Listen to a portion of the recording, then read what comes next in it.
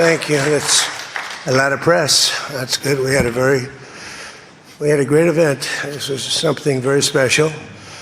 And I want to thank President Macron and Bridget, his really lovely wife, fantastic person, for welcoming us to France for an extremely successful G7 summit. I would say it's one of the most successful.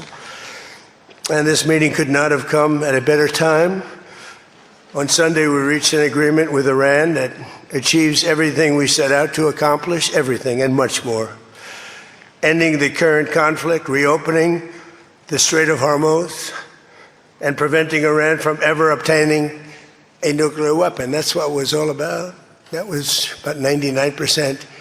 Iran cannot have a nuclear weapon. They can't develop it, buy it. They can never have a nuclear weapon. At the same time, with this announcement, or close to it, as people started to think it was going to happen when Iran was making some very positive statements, the stock market has surged to record highs, picking up thousands of points over the last short period of time, thousands of points.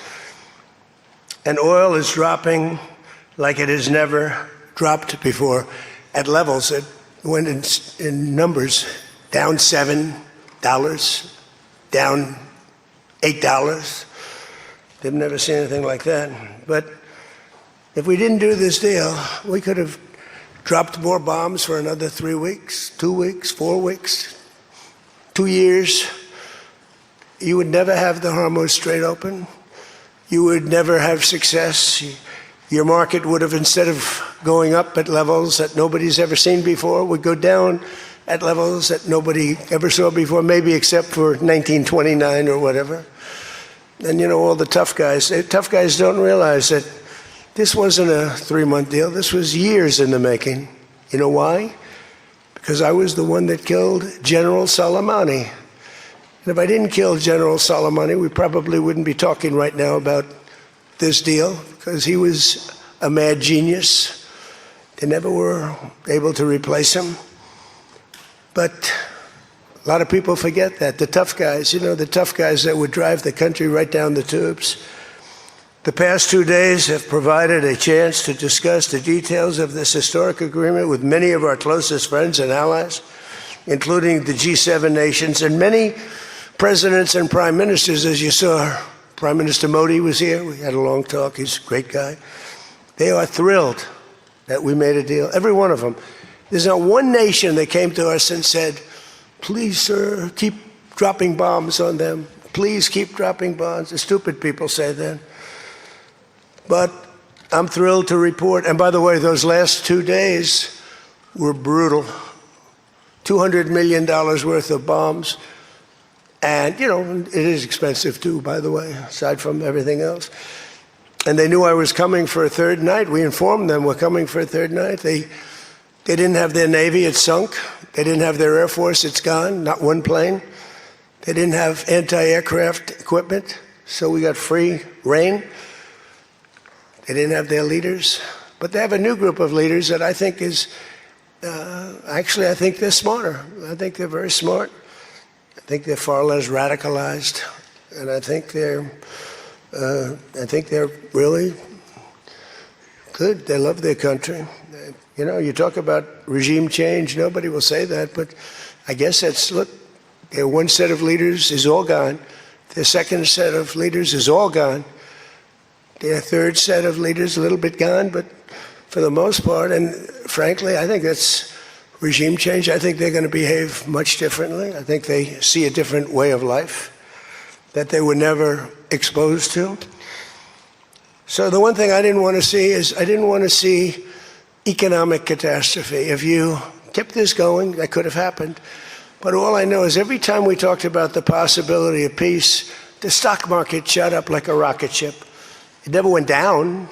They didn't like it. The people, you know, the stock market is more brilliant than anybody there is, including the people on the stage, other than me, of course. Let's see. I don't know. What do you think, Scott? Is the stock market more brilliant than you? No, sir. Oh, that's a terrible statement. All right. The stock market is quite brilliant. And every time we said something amazing, like we're going to settle, it would go up. And every time we said something negative, like, guess what, we're not going to be able to settle, it would go down very big, Peter, very, very big. Tells you something.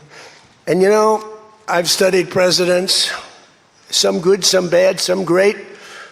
Not too many are great, and some really bad. We had one just recently. And the one president I did not want to be was the late, great Herbert Hoover.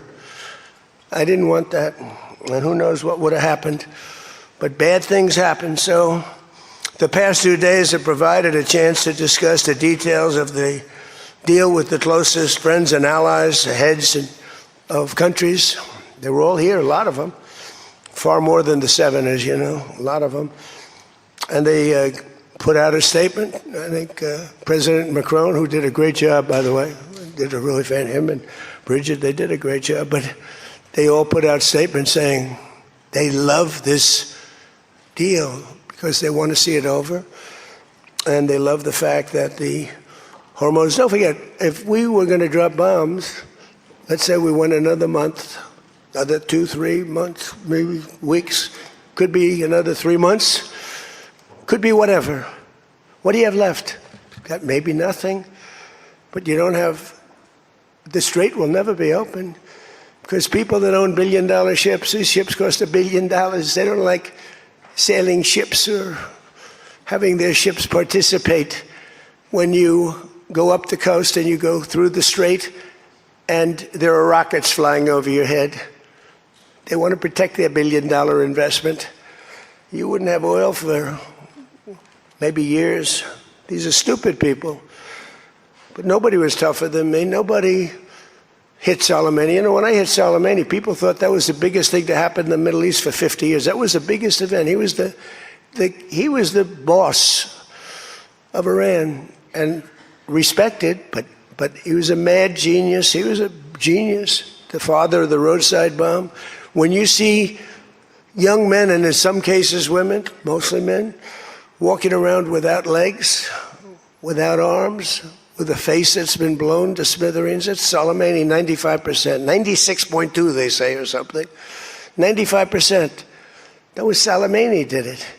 Happened to come from Iran, and I blew him up. You remember that? I blew him up in the Valley of Death. He got off his plane and we followed him, and in all fairness, because they've been wonderful to me, Israel, but they didn't want to do that attack. They were all set the night before the attack. They informed me they didn't want to do it, so I had to make a decision. I made the decision to do it. But it was a joint venture, as we say in the real estate business. That was a joint venture between Israel and us. We studied it for a month. We knew what plane he was going to be on. Almost a month before, he only traveled on commercial airliners, the big ones with lots of people, because he knew we wouldn't shoot him down. They're very smart. But we knew he was going to be on that plane. We followed him. And then Israel informed me that they won't do it. And I had to make a decision. I had some very good generals, and not the ones you see on television, very good. And I want to thank also Pete Hegseth and General Raisin Kane, who's phenomenal. Okay, these guys are phenomenal. They can't be better. But I had some good generals, and I said to him, well, if Israel's not going to do it, we're all prepared. Do we do it? Do you like doing it or not? He said, sure. If you want to do it, we can do it. How well? We'll do it just as well or better. We'll do it ourselves. We don't need anybody. So we took out Soleimani. One of the biggest events to happen in the Middle East, maybe ever, but they say 50 years, they say 100 years. I was with the Prime Minister of Pakistan. He said it's maybe the biggest event that has ever taken place. Nobody could believe it. So that's when it started. It didn't start like 3 or 4 or 5 weeks ago. And Obama wouldn't do it. What Obama did was he did the JCPOA. He loaded up a plane with $1.7 billion in green cash from banks all over Washington, Maryland, and Virginia. They were stripped of all their cash. They had no cash to do payrolls. It all went into a Boeing 757, a wonderful plane, and they flew it to Iran. And they gave it out to people. They bribed people. They thought they were going to get it done. Then they gave billions and billions of dollars after that. And they got a deal that was a road to a nuclear weapon. I get so angry, I guess. I'm allowed to get angry. When I watch the Democrats, they talk about it all the time. We had this deal done. You had a deal that was going to give them, legally, a nuclear weapon. And if that happened, Israel would have been blown away. And in all fairness to Bibi Netanyahu, who happens to be a good man, gets a little excited sometimes. But he happens to be a very good man. We've had an amazing partnership. He's been an amazing prime minister. We have a little dispute over Lebanon. I say, you can do a little softer touch, Bibi. You don't have to knock down a building every time somebody walks into it that's from Hezbollah. But it's been an amazing partnership. But he will say, we're the big partner and he's the very small partner, and that's true. So he came to the country and he begged Barack Hussein Obama, the president, not to do the JCPOA. He said it could be the end of Israel, and it would have been if I didn't come along. And Obama didn't listen to him. Bibi actually went to Congress and pleaded with them, and he got nowhere. And they had this horrible deal that was horrible for Israel, and that's where it stood. And then I came along and I terminated that deal. It had very little time left. You know, it was a short-term deal. You know, with countries, you need hundreds of years. You don't need 8 years and 9 years. This isn't like you're signing a lease on a candy store in the corner. You need hundreds of years. This was a short-term lease. It expired long ago. Had I let it run, it expired. You wouldn't have been around. A lot of people wouldn't have been around. But Israel would have been terminated. I think the whole Middle East would have been terminated. You saw that when everybody was shocked that all these missiles, they were aimed at these different places. Qatar, Saudi Arabia, UAE. Think of it. Bahrain, Kuwait. They got hit. Nobody thought that was, even I didn't think it was going to happen. They didn't think it was going to happen. They were going to take out the entire Middle East, including Israel. And if they had a nuclear weapon, they would have used it within moments after getting it. So I made it very tough for them when I terminated the Barack Hussein Obama catastrophe. JCPOA, one of the worst deals. NAFTA might have been worse, but that was worse economically. This deal was really dangerous, what he did. He gave them everything, including a lot of money, which we don't give them, by the way, just in case you have any question. We'll be giving this out so you can read it and you can see. And it's a memorandum of understanding. If it doesn't get done in 60 days, that's all right. We go back to bombing. You know, I don't want to do that because it's so good. But we might have to, because we're never going to let them have a nuclear weapon. But they've agreed not to, and you'll see that very clearly in the agreement. But then the second phase of that was they were building, or they were enriching material, as they say. I call it nuclear dust. They were enriching material under granite mountains.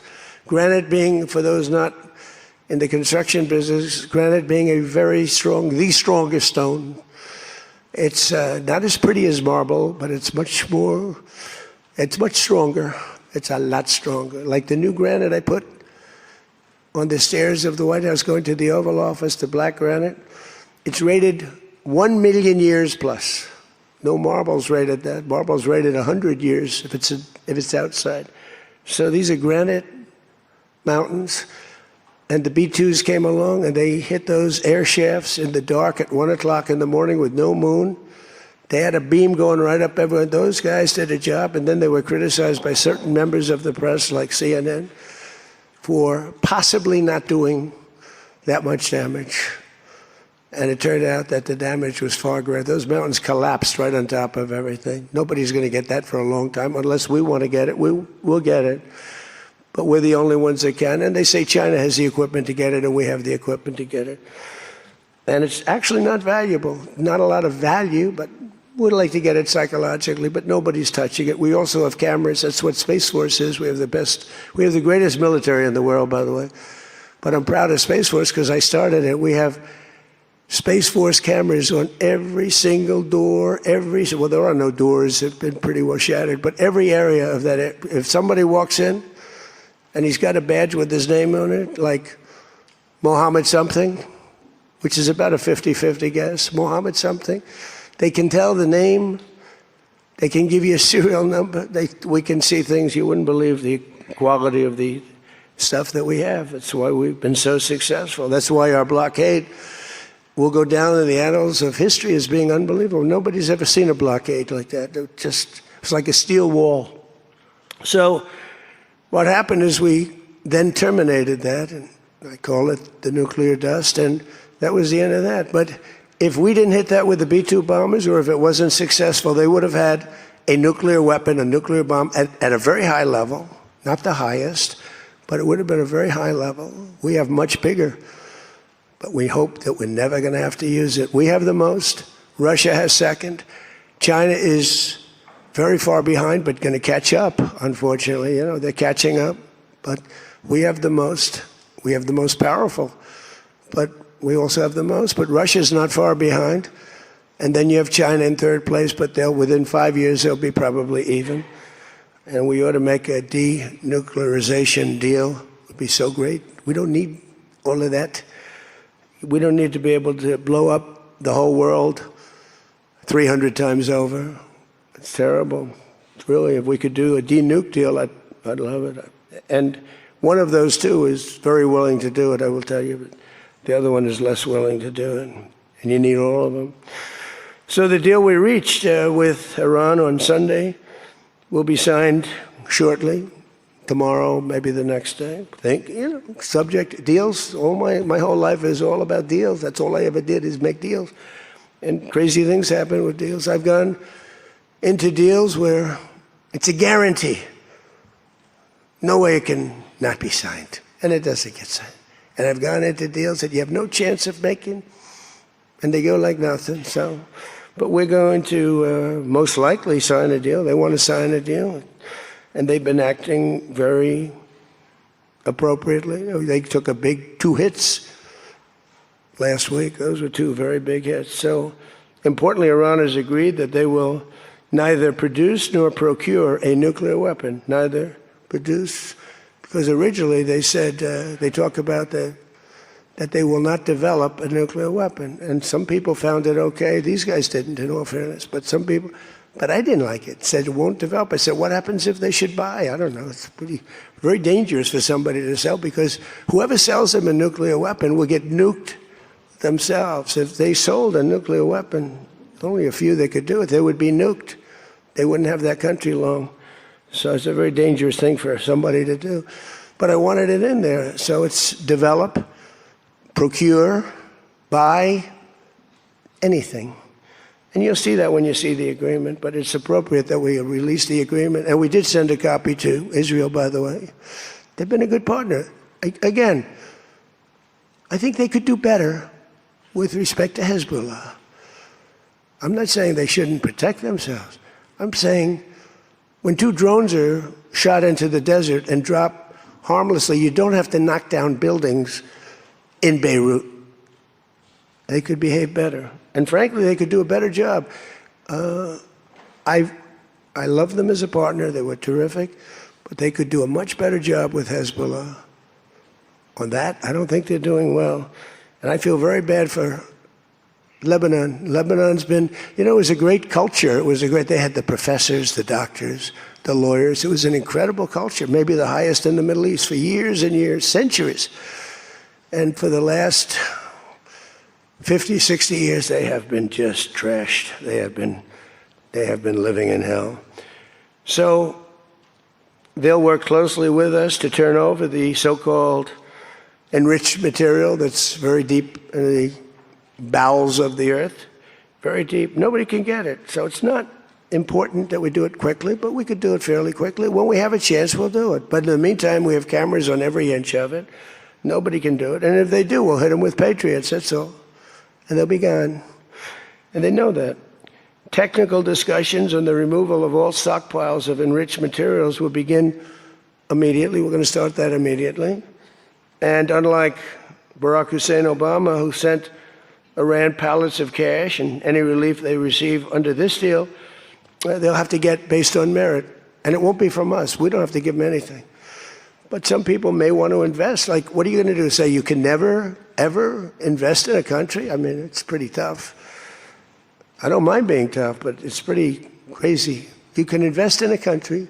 You can invest in any country you want, but you can't invest there. Well, they need investment because we did $1.5 trillion, maybe $2 trillion worth of damage. So somebody's going to have to help them out. There's no guarantee about helping them out. And could be their neighbors will help them out a little bit. I don't know. But it's a lot of money. Almost nobody has that kind of money. That's the kind of damage that was done. But we're not investing any money. There was a fake story. There was a fake news story that got a man, a person, a good person. J.D. made a statement. It was a perfect statement. And they reported it in a very strange way. But that's why it's fake news, I guess. So we don't give them money. We don't give them any of that. And what happens is with time, if they behave, if they be a citizen of the world, a reasonable citizen of the world. And I think this group, again, I didn't do this for regime change, but I think this group is regime change. I mean, hey, the first group is dead. One little morning, having breakfast, the whole group, they thought they'd never be caught because we never bombed during breakfast, but we bombed. And they all, 88 people. And I'm not proud of that at all. But the second group came in and they were very unreasonable too. And they were all gone. They were all gone. And then the third group, we've been dealing with them. Couple left this planet, but we've been dealing with them. And again, they've been fine. I mean, I've had a lot easier. I've had some easier ones. They're tough, they're smart. Maritime traffic through the Strait of Hormuz has already increased very substantially, and the normal flow of energy will resume in the coming days, and trillions of dollars will be made by the world, and the stock market will, I believe, continue to rise.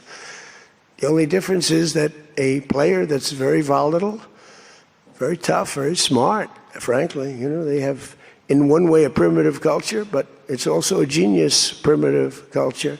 They're very smart people, very good negotiators, but so are we. So rather than possibly going into a depression, rather than having your favorite president be Herbert Hoover, I was always the one I didn't want to be. I wouldn't have preferred Nixon. I wouldn't have preferred, there are plenty I wouldn't prefer, but the one I always thought of, Herbert Hoover, and he caused it. He raised taxes too fast, and he raised interest rates too fast, all at the same time. And it caused the Great Depression. So I don't think I'll make mistakes like that. I lower taxes, I don't raise taxes. In fact, we just gave you the largest tax decrease, largest tax cut in the history of our country.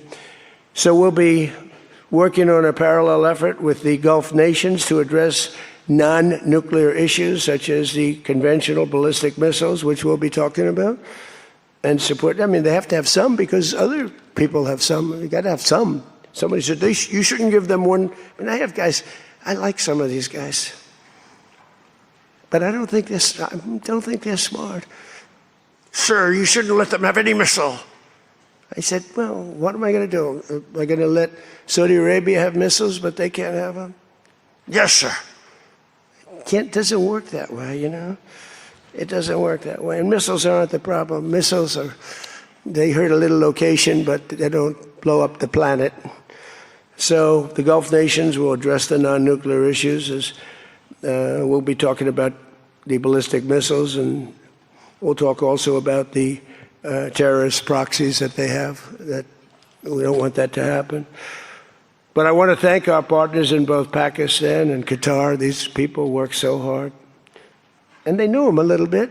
In the case of Pakistan, quite well. In the case of Qatar, they were sort of at odds. And Qatar was great because they had right next door. When I flew from that location to Saudi Arabia, I'd fly for 40 minutes, and I'd fly to UAE for 40 minutes, two great leaders there, by the way. In the case of Saudi Arabia, the father's still alive, and he's fantastic, and the son is going to be great. He's going to be great. The Crown Prince and Mohammed at UAE is an incredible warrior. He was dropping bombs Last week I said, who the hell's dropping all those bombs? It was UAE. He's a good fighter, Mohammed. But every administration for decades has sought to get Iran to relinquish its nuclear ambitions, but the threat only got bigger. The words got bigger and stronger and bigger, and nothing ever happened. And Iran got stronger and tougher. If we didn't blow them up the first time and then blow out those weapons, they would have been unstoppable. This should have done, what I'm doing and what I did, should have been done years ago. Would have been much easier, much less firepower, but it wasn't. And again, I want to thank all those countries, and I want to thank Israel and Bibi Netanyahu. So obviously the breakthrough would not have been possible without the unprecedented pressure the United States put on the regime over the past year and a half. But again, it started a long time ago. It started with the death of Soleimani. That was a big deal. No president in history has ever been tougher on Iran than I have, and they know that. And by the way, if they don't honor the agreement, or some things aren't even mentioned in the agreement, it's a memorandum of understanding, but we have an understanding of certain things without writing it. And if they don't honor that, we'll probably go back to bombing them until they honor it, you know? It's amazing what bombs can do. So I say it, the Obama deal was a road to a nuclear weapon, and let's call it the Trump deal, was a wall for a nuclear weapon that the nuclear weapon could not get through. Nobody's going to get through it.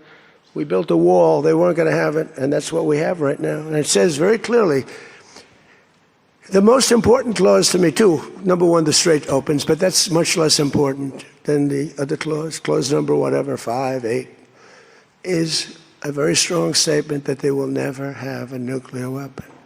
And it doesn't say they'll have one in 5 years or 10 years or 20 years. With Obama, they were able to enrich very quickly. This agreement now provides Iran with a historic opportunity. If they follow the path of cooperation, will have opened for them, their country will have a chance to survive. Now think of it, you know, they have 91 million people. People want me to bomb the bridges. Why don't I bomb? I already did, because, you know, they went back on one of their promises, and I bombed their biggest bridge, the equivalent of that was the George Washington Bridge of Iran. But we bombed that bridge, you saw that. One quick strike by an F-22, the most beautiful fighter jet ever made, by the way. In fact, we're ordering some more of them. We're bringing it out because it's so effective. It's incredible. It's incredible. Well, look, we have the greatest military in the world. Those B-2 bombers are unbelievable. Who would have thought they could handle, each had 2 because the flight was so long, but they handled 3 of the biggest, heaviest bombs, hundreds of thousands of pounds, and they handle them like they're nothing. It's amazing.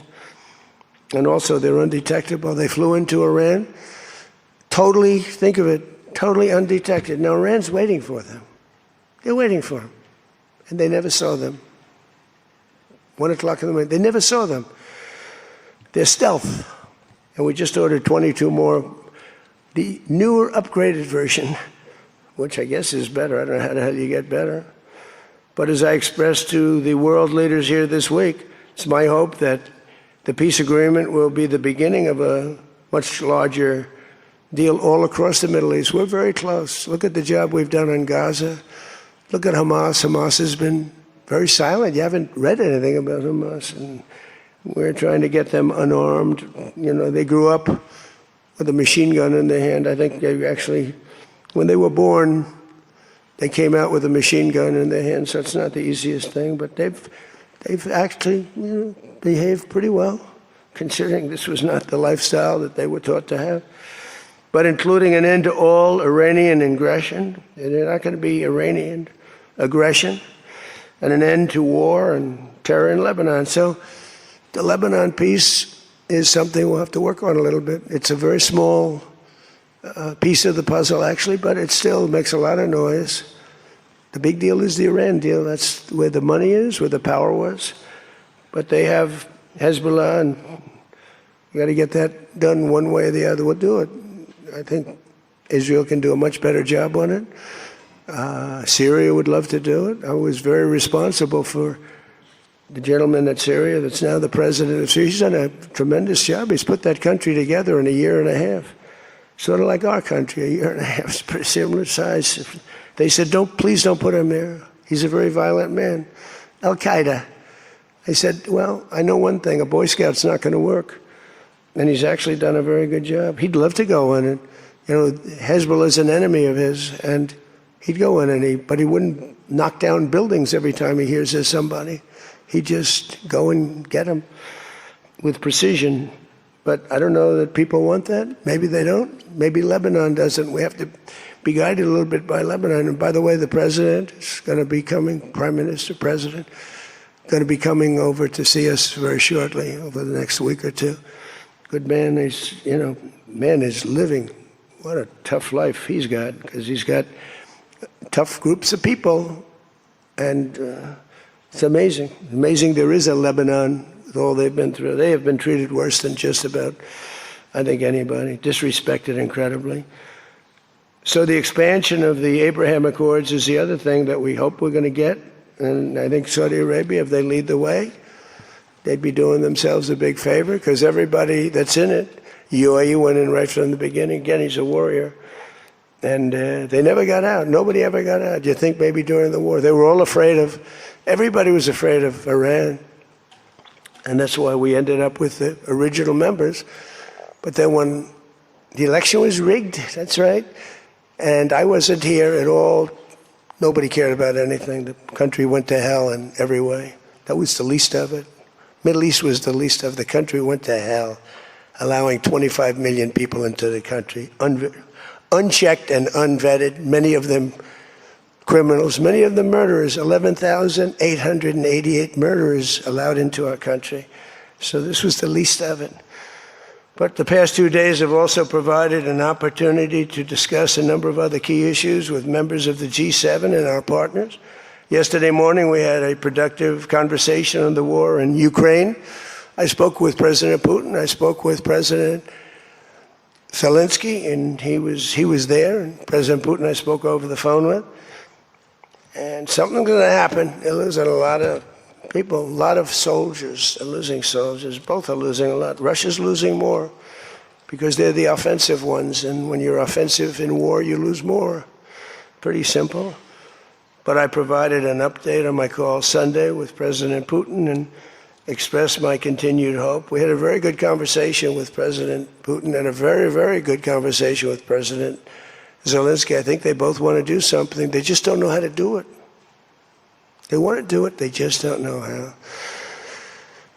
In our session yesterday afternoon on international partnerships, I offered an update on how the United States is leading the world in responding to the Ebola outbreak in Africa, sending $375 million in aid so far to help stop and contain the crisis at its source, and we've done great.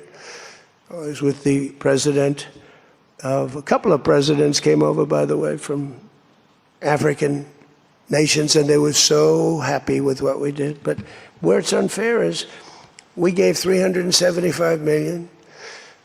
The rest of the world gave essentially nothing, maybe a couple of bucks, but nothing. And they were all saying, thank you so much. And I think they've done a good job. It's a terrible thing. Ebola is a terrible thing. That's an unbelievable one. Fortunately, it's not like COVID where it's that easy to spread around, but it's rough. And we've done a good job. We've moved people to certain quarantine, certain locations. But today we also had excellent meetings on the economy and artificial intelligence, which is amazing what's going on with that. It's going to be the biggest thing ever. We have to be very careful with it. It's both great and could be bad. We have to be careful with it. But we're leading China, we're leading the world on that. We're allowing them to do their own electric plants because they need, as an example, those buildings are so big. And they're not taking the community's electricity. I gave them the right, it's my idea, I gave them the right to build electric plants like Con Edison in New York. Dig we must. And they've come up with plants that nobody's ever seen anything like them. Those are by very high IQ people. So they're actually building electric plants. So because Otherwise, they could never build a building because the grid is old and tired and broken and a mess. So they're building it, and they're going to sell very cheaply, they're going to sell their extra electricity into the grid. So we take care of a lot of things, like California, which doesn't have nearly enough electricity. They don't know what they're doing there. And instead of having blackouts and brownouts, they'll be able not to. We found a great deal of unity here at the G7, and we signed a declaration on illegal immigration, the first time ever for a G7 statement. They did a beautiful statement. We signed other agreements to step up and to really coordinate and spend a lot of time coordinating drug trafficking and the stopping of drug trafficking, which is crazy. It comes through Mexico, comes through the southern border, the little that comes through. They find a way, they put it, they're genius. If they would use that genius for good, they'd be very rich people. They have it in engines, they have it in hubcaps, they have it in areas you wouldn't even believe. They have it in the structures of cars. Most incredible thing. But we've done a great job on it. We have drugs coming through the border are down 61%. Drugs coming through water, the sea, ocean, sea, Gulf, down 97.2%. That's the ones that get hit.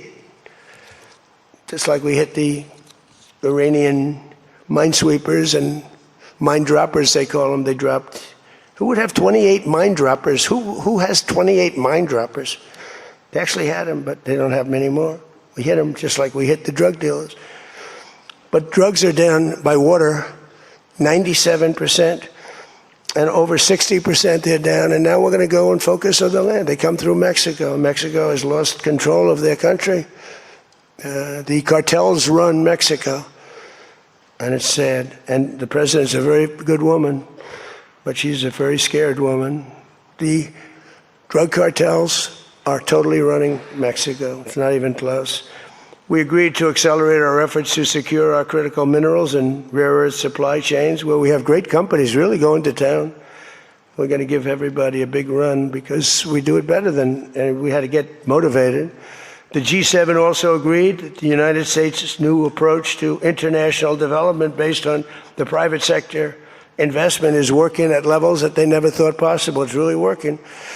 I held a number of very positive bilateral meetings, including with the President of France. It was a very good meeting, actually. The Emir of Qatar, Sheikh Tamim, who's, I tell you, I wish I could really know the guy. You know, some people say, well, he lived in that neighborhood. You can't be saying things that you'd like to have him say. He was fantastic on this, and he's been a fantastic guy in terms of energy and getting energy out there. President of the United Arab Emirates, Mohammed bin Zayed, who's an amazing warrior. President El-Sisi of Egypt. Prime Minister Modi of India. We spent a long time together today.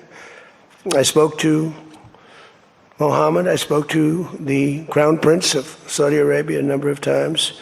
They're all so happy that they're still. You have to have them happy too, you know. We're using their airports. Not that they could stop us if we didn't want them to, but it'd be nice that I went to get that little sucker. But I missed. I hate missing. But we spoke to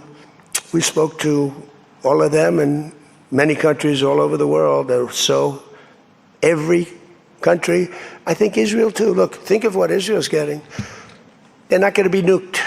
It's very simple. I told Bibi, your biggest risk was that they'd drop a nuclear weapon into the middle of Israel. They'd only need one, and there would be no more Israel. Think of it, Bibi. You got the most important thing that you were asking for is that.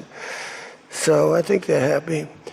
Some people are going to be, not him, but there are some people, some writers, some that I thought were friends of mine, but I don't want them as friends anymore because they're either stupid or they're bad people.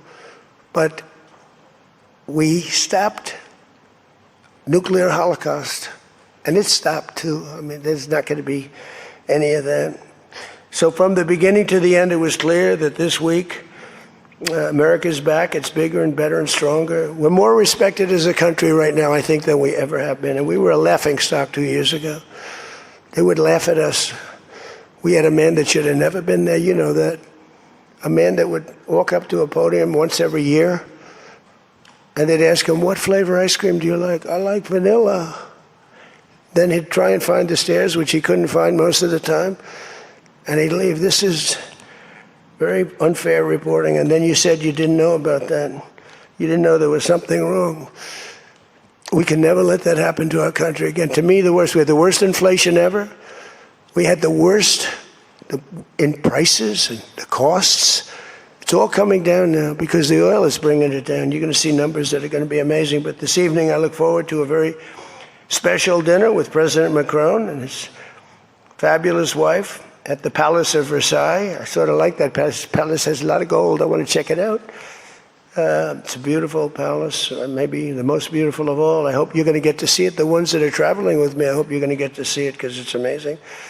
But they asked me if I'd stay a little bit longer and go to Paris. So I'll get home a little bit later, but it'll be a nice dinner. But I'm interested to see it. I mean, that's the ultimate, I guess. That's the ultimate of its type. Louis XIV, celebrating the 250th anniversary of America's founding and America's oldest alliance. And we're celebrating that a little bit tonight. They'll have the biggest people in Europe at the dinner. And those people love our country. And hopefully Europe's going to find its way. Europe is having a lot of hard times. They're doing some things very badly on energy and on immigration. They're doing things very badly. And we'll be talking about that tonight. So with that all said, if you want to ask us any questions, feel free to ask the people behind me. Yeah? Peter? Bonjour.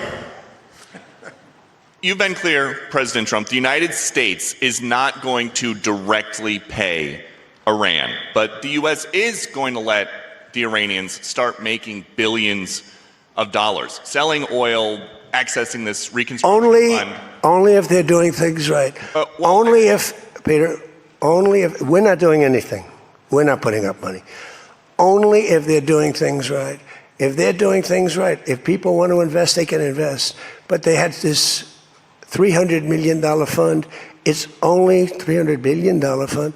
It's only if they're doing things right. Remember this also. When you talk about billions of dollars, they've had much more than $1 trillion worth of damage done. They got a long way. There'll be 15 to 20 years to rebuild what they have right now. So they have to behave themselves. If they're not behaving, they get hit again. You know, they'll be hit again because we can do it very easily. It's going to take a long way for them to build back their anti-aircraft stuff. It's going to take, and you know, the other thing I want to thank China, President Xi, I was with him, and he stayed neutral, totally neutral, and I appreciate it. And I would want to thank Vladimir Putin. He was very neutral. They could have made it much more difficult for us. And I want to say it. You know, somebody would say, oh, that's terrible. He's thanking President Xi of China. Well, let me tell you, I had a long talk with him. You know, they have shoulder weapons to knock down airplanes. That it's not like the real deal, but they're accurate. They're fairly accurate. I said, I would really appreciate you're not giving or selling any of that stuff to Iran. And you know what? For the most part, he didn't. So I just want to thank them because they made it a lot better. Can you explain, though, what the difference is between giving Iran U.S. dollars and unfreezing U.S. dollars? For well, the unfreezing, that's an easy one to answer.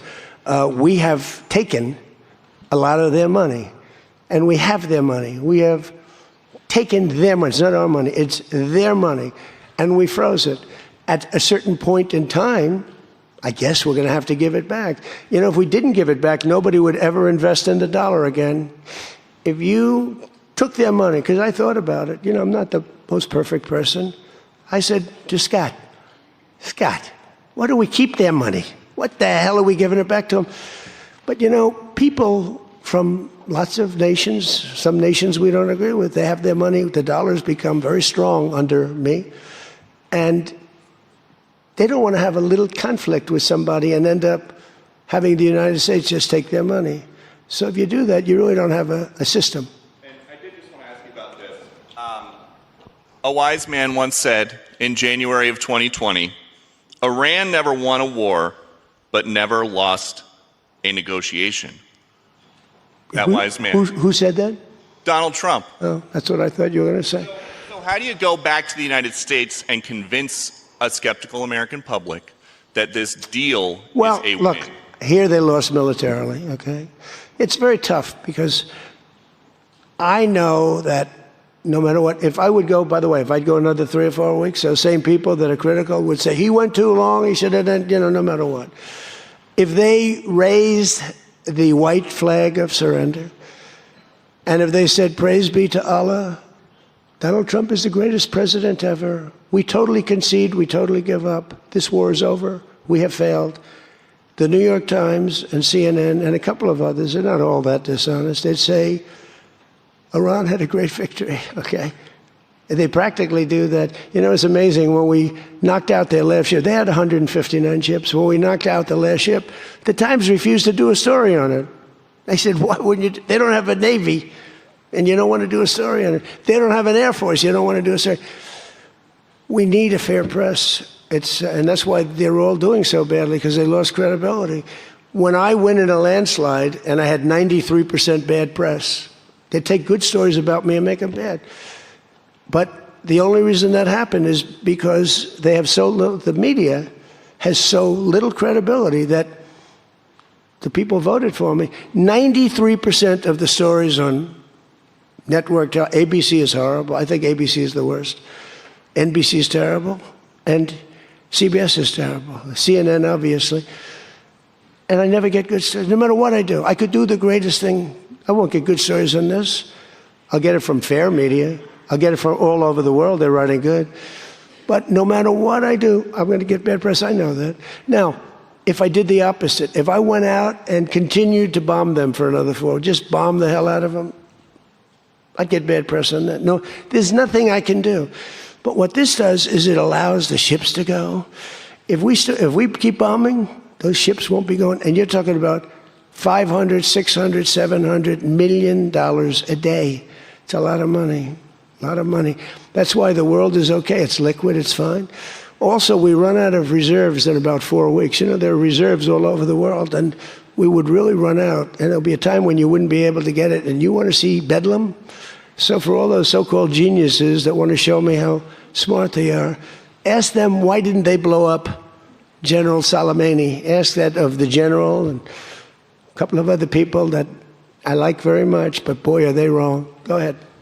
How about you? Thank you, Peter. I'd give you more, Peter, but people will say I like you too much.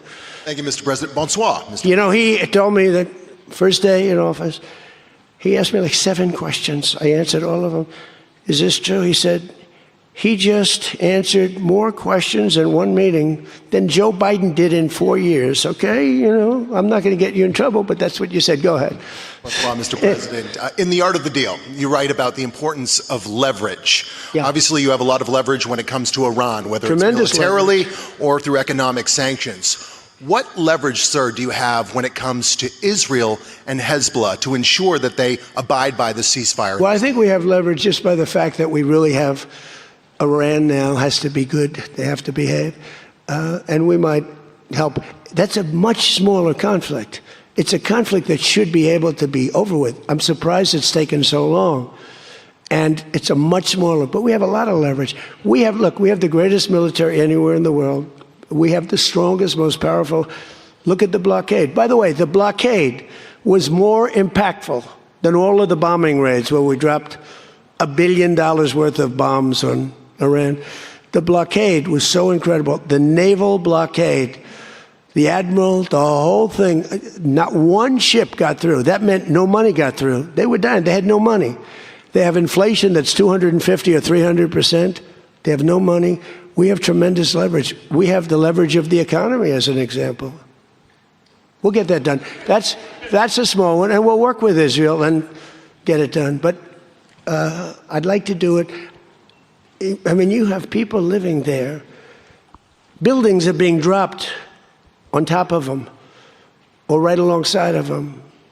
How would you like to live there? It's so unfair, especially Beirut. You go into Beirut and I looked at the scene 2 days ago, yesterday, where they hit. That was a big hit. That was unnecessary in my book. Yeah, please. Two questions. If you could clarify something you said just a few minutes ago. One of the goals of Epic Fury going into it, you said was... Say it again. Speak up. Sorry. One of the goals of Epic Fury, you said going into it, was to destroy Iran's ballistic missiles and its capabilities to build more. Yeah. Why is it acceptable to you now that they keep some of that capability? And Iran is... What are they keeping? What are they keeping? They have less than other nations now. We knocked out probably 85% of their missiles. The rest of them are underground. They can't even get them out. You know, the other night's raid, I think it was on the first night, we knocked out hundreds of their missiles. Actually, by mistake, we were hitting an area, and you can sort of see when the bombs are going off, and then you see one that looks like, wow, what happened? A lot of missiles knocked out. No, but what are you going to do? Let's spend another 2 weeks and give them none. They don't want to be firing missiles right now. They're going to have a hard time rebuilding. They're going to have a hard time rebuilding. And the people from the Middle East, if people want to invest, and again, they don't have to invest at all. But if they do want to invest, it does have oil. It does have probably a future, but it's going to take a long time. But are you going to let the 91 million people starve to death? I mean, one of the things I was very intent on, they have water desalination plants, very good ones. I could have knocked them out in 5 minutes, just like I knocked out Cargill, and I knocked out everything but the oil. I said, 25, it was so complete. The only thing there is the pipes coming with the oil, because I didn't want to ruin the world market, because they do a lot of money. But I didn't want to do that, no. It would have been so easy. It would have been easier, and I would have satisfied a group of 10% of the people, but it would have been the wrong thing to do. And it could have caused an international depression. Maybe not. Iran's position has always been that their nuclear program was for civilian purposes. If they come back after the signing of this and say they want to continue to have a civilian nuclear program, is that acceptable to you? Well, I've said to them always, I say, look, you have probably the third largest oil reserves in the world. What the hell do you need nuclear for? You need nuclear for some electricity? So I've always felt that way. So we've been pretty tough in that. It is a little hard, though, when you say that somebody wants it. Other people have it, other adjoining states have it, and you're not letting them have it for purposes of electricity and things like that. It's always a little tough. You have to use a little common sense, please. New York Times, please. Thank you, Mr. President, for the question. Now that you're approaching a new phase in this conflict with Iran, can you now say whether you will hold anyone in your administration accountable for the strike on a school that killed more than 100 children on the first day of the war? No, if it was a fault, and as you know, that's under investigation, it's such a strange question to be asked at this date, because you're talking about a long time ago, but nobody did that on purpose. I guess you'd have to say about them, what about the thousands of soldiers that they blew up when they opened their car door? What about the thousands of people that were killed by Iran? No, mistakes are made. The war is nasty. But I know it's under investigation, and I could have a report for you tomorrow. Or I would ask Pete Hegseth that question, because they have it under investigation. Please. Mr. President, you've been saying all week that this deal permanently prevents Iran from getting a nuclear weapon, but the drafts of the deal that have been floating around barely mention Iran's nuclear program. So can you explain how exactly the deal achieves that goal? So when I say permanently, it should be permanently. But if it's not permanently, we will bomb them. They will be bombed, just like I bombed them on Wednesday night and Tuesday night, and was going to bomb them on Thursday night at a level that was 3 times greater, and they knew that. I will bomb them. Now, that's with me as president. If you have a weak, pathetic president, maybe that doesn't happen, but I can only do the job that I have to do. I have a long time to go. I have almost 3 years, close to 3 years. Time is going fast. But our country's become we're the most respected country in the world. Those leaders today, they said, we used to laugh at you. 2 years ago, the same guys, they'd laugh at the country. And now they say, you're the most respected country anywhere in the world. Militarily, even military. Take a look at what happened look at what happened in so many different locations. Afghanistan, that horrible retreat that these people made, leaving equipment behind. They weren't under any pressure. You take your time. You can get out. I was going to get out. We were going to get out with dignity and pride, take 100% of the equipment. I was even taking the tents down. But then they got in and they just left. They left all the equipment. I may get all that equipment back. Now, here's the thing. More symbolic, because it's a little old now. But we may get it all back. Afghanistan is kissing our ass. You know that? So you're threatening to bomb Iran if they don't comply, but there's nothing enforceable in the deal itself. Is that correct? Doesn't have to be. I let them know. I said, look, if you don't adhere to the agreement, I don't want to do that, but we're going to bomb the hell out of you. And I don't think that they're going to veer from the agreement. What else am I going to do? Am I going to say I'm going to take you to court?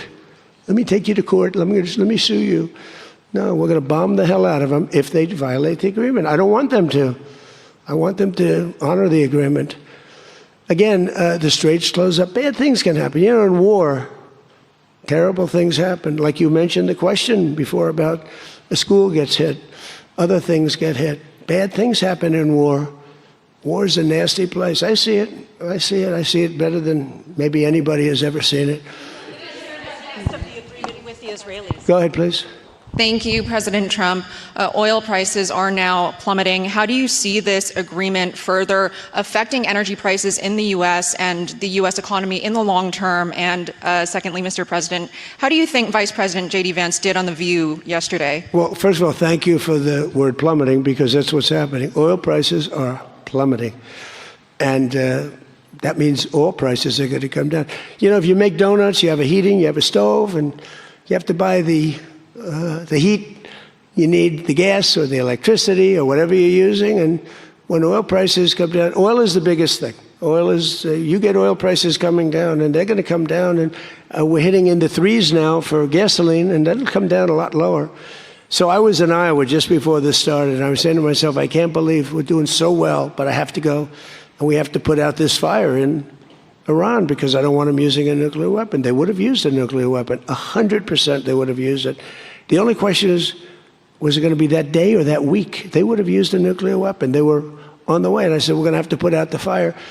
And I said, you know, oil prices, so gasoline, we passed 2 gas stations in Iowa, made a speech up there. The people are great. I won it by so much. And I love the people, farmers. And we passed 2 gas stations. One was $1.85. One was $1.91. Now, that's Iowa. But it was, I mean, California has all those crazy taxes that they put on, you know, California taxes. But the oil was down to $2 to, I'd say, between $2 and $2.50. And it was heading down further. And we were going to have a great run. We took a little journey down to a place called the Islamic Republic of Iran, and we bombed the hell out of them. And now they can never have a nuclear weapon. Now, we had a disturbance, but I must say it was much less than anybody thought. The oil never went to $350 a barrel. It went to $115, $120. The oil never went anywhere near that. And the other thing, I thought the stock market would go down 25 or 30%. The stock market, a week ago, before we started this, was higher than it was when we started, which tells you that we have a very resilient economy. We have the strongest economy we've ever had. Now, the word affordability is a fake word made up by the Democrats. Here's where it's fake, because they made it up, because I inherited these prices. And when I had my first news conference, first day, they started screaming affordability, the Democrats. Affordability, affordability, they're screaming. I say, what's that all about? They gave it to me. They gave it to me. It's affordability. And they use that word to a fare thee well. Well, they were the ones that created the affordability crisis. I'm the one that got it down. Remember, highest insurance rates in history, highest rates for everything. Eggs, remember eggs? They were 4 times more expensive than they were in my administration. And I got it down, Peter, very quickly. Our secretary did a good job of agriculture, Brooke. She did a great job with eggs and everything else. And now that the oil is coming down, you're going to see everything follow. Everything follows the cost of energy. And we're going to end up having the lowest energy anywhere in the world. Please. Yeah. No, please. Thank you. You're from ABC. You're fake news. Go ahead. To follow up on oil, can you confirm, will Iran be able to immediately sell their oil to market? And will U.S. sanctions snap back immediately if there is a delay or collapse in the talks? And then relatedly, is there any safeguard in this deal to prevent Iran from charging what they say could be fees after the 60-day extension? The thing that's going to stop them from doing that, because you can't cover everything in a document, is common sense. They don't want to get bombed. They don't want to get hit. As far as sanctions are concerned, at some point, we have sanctions which will never let them rebuild. They would have no money. They would be in poverty. The 91 million people would starve. So something will happen as soon as they behave. When they behave, we're going to let that go. We're going to have to. I put sanctions on a lot of people, and then I let them go. A lot of countries. Yeah, please. Thank you, Mr. President. My name is Shinji Abe. I'm a Japanese Yomiuri newspaper company from the Washington Correspondent. My question is about the Strait of Hormuz. Did you ask other G7 nations to send military force? And what specifically are you asking of Japan? Or where are you from? I'm from Japan. From where? Japan. And is military support? I just left your prime minister. Japan's doing very well. She's my biggest fan, I have to tell you. She thinks I did a great job. You have to call her and ask her. And, she's doing a very good job, by the way. Go ahead. And military support is no longer necessary. Yeah, but what do you want to know? Go ahead, just tell me. What do you want to know? Okay, my question is, did you ask other G7 nations to send military force? And what specifically are you asking of Japan? To send the Air Force? For what? You asked any country to send military force. Oh, other countries, not just Japan. No, we don't need it. Oh, by the way, they all want to do it. They all want to do it. Every single one of them. They want to go be a part of it now. Not while the war was going on. I was a little disappointed. The UK, I said, yeah, it would be nice if you sent ships. I didn't put a hard sell on, but I said it would be nice if you sent some ships. And the Prime Minister said, they'll be there, sir, as soon as the war is over. I said, did he just say that? I couldn't believe it, actually. Japan has offered to get involved, but I mean, I'll be honest, Japan was not willing to get involved during the war. I asked her, I said, you want to get involved a little bit?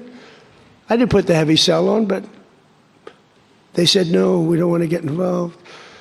Nobody did. We did it ourselves with Israel and with the Arab states that got hit. Surprisingly hit, yeah.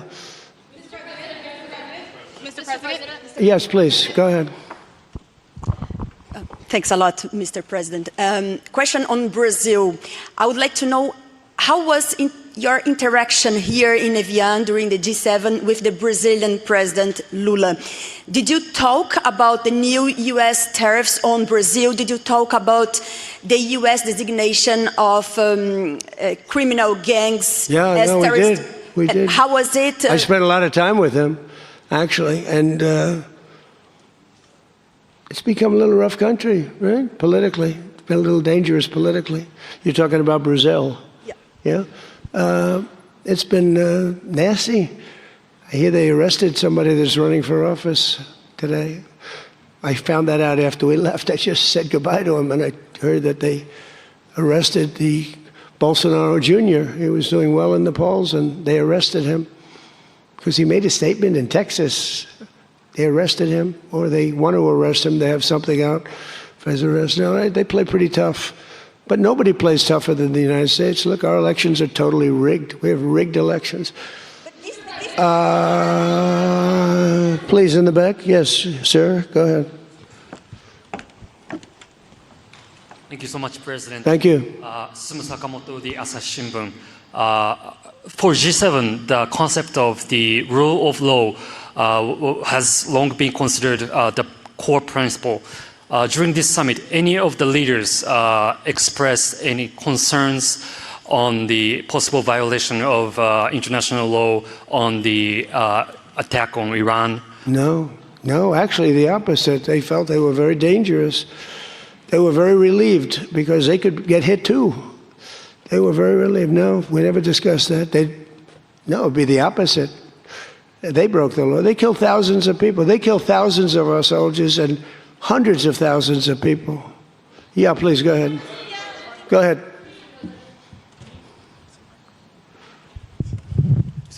Okay. Mr. President, yes. Yesterday, the Pakistan thanks for the Chinese government to help make a peace talk between Iran and the United States. So what do you think about China's work to get the United States and Iran sitting down to talk and make the deal? And the second question is... Okay, let me answer the question. Okay. So I think China's been terrific. I told you that before. They could have been bad. They could have sent in to try and block or break the blockade. They could have sent in an oil ship with 6 destroyers alongside of it on each side. They didn't do that. President Xi helped me. He tried to help, and I think he probably helped get it solved. You know, they get 50% of their oil from that location.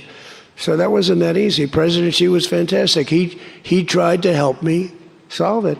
And he didn't give any big weaponry. I guess we'll find something somewhere along the line, but he didn't give any big weaponry, I can tell you that. No, I think China I couldn't ask for much more. Again, they were impacted because they get more than 50% of their oil from the Hormuz Strait. And no, I thought they were fantastic. Okay, how about one more question right here? Go ahead, please.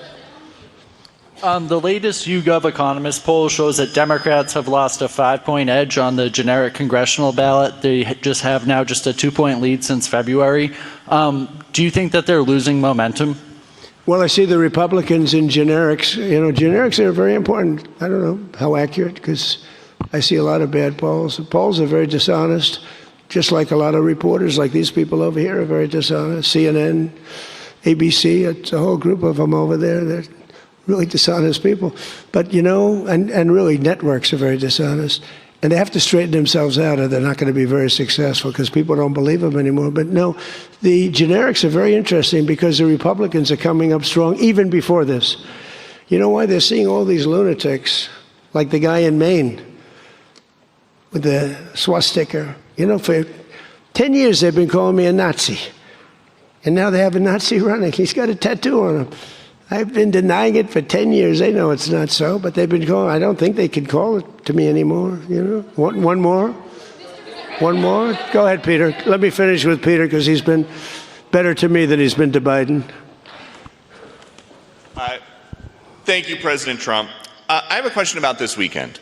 Why not stick around for the signing ceremony with this Iran peace deal? I might. You might? Yeah, I might, but I'd rather, this is a memorandum of understanding.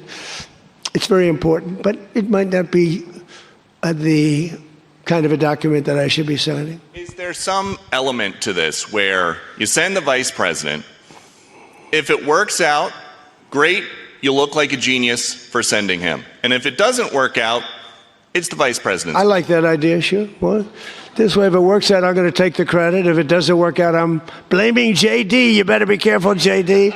He's going to turn his plane around and get the hell out of here. Yeah, I like that idea. I think it's a good idea. Thank you very much, everybody. Thank you.